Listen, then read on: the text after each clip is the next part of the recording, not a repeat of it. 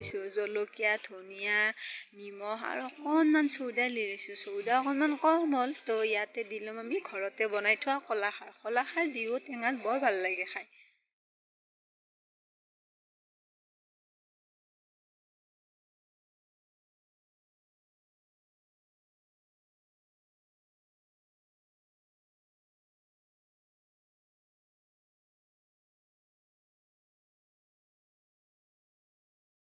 এতিয়া ইয়াক ভালদৰে সানি ল'ম। কাৰ কাৰ লোভ লাগিছে ক'ব দেই, মোৰ হ'লে তামাম লাগিছে। মই যে কেতিয়া খাব পাম তাকেই ভাবি আছোঁ।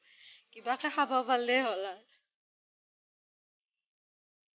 সকলোৱে মিলি একেলগে টেঙা খাব পাৰিলে ভাল লাগে। সেয়া আমি গোটেইখিনি ৰেডি কৰি ল'লোঁ আৰু গোটেইকেইটাই বহি ৰ'দত টেঙা খালোঁ।